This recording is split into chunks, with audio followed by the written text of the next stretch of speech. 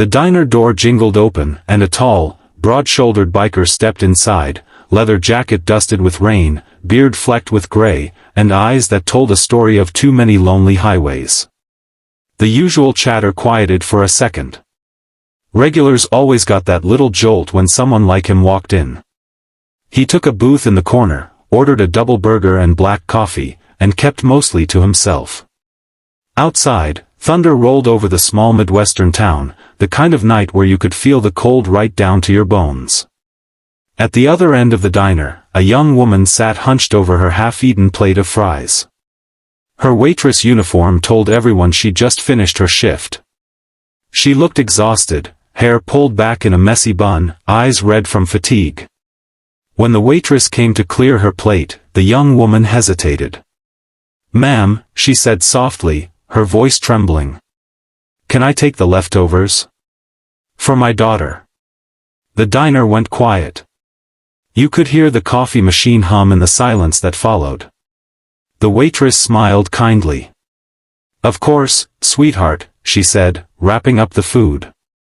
But the biker in the corner, he looked up, something shifting behind those steel-gray eyes. He set down his fork and called the waitress over. "Hey," he said, voice deep but gentle. "Can you get her a full meal to go? Make it hot. Whatever her little girl likes." The young woman turned, startled. "Oh no, you don't have to." He shook his head. "I insist."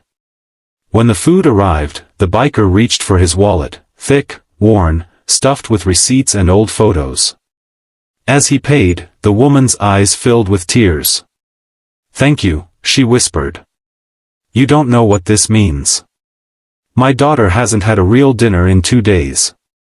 The biker's expression softened. "I know exactly what it means," he said quietly. "Used to be a time I couldn't feed my boy either." The room went silent again, but this time it wasn't out of fear. It was respect. Every face in that diner seemed to carry a mix of guilt and admiration. The young woman stood, holding the warm takeout bag like it was gold. "Sir," she said, "I don't even know your name."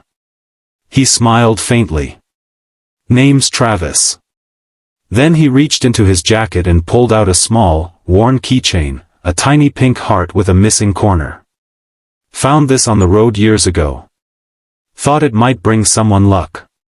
Maybe it's time it went home." She took it, trembling. Thank you so much." He nodded and went back to his coffee. But before anyone could say another word, the door chimed again. Travis was gone, his bike roaring into the rain. A few minutes later, the waitress found something on the counter under his empty cup, a folded $100 bill and a note that read, "For your daughter, from a dad who understands."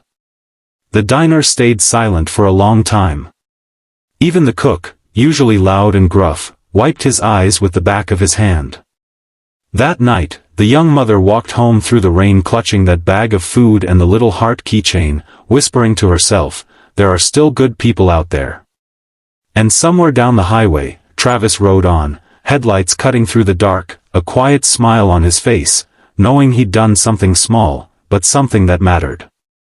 Moral: sometimes, kindness doesn't roar. Sometimes, it wears a leather jacket, drinks black coffee, and leaves before the world can say, "Thank you."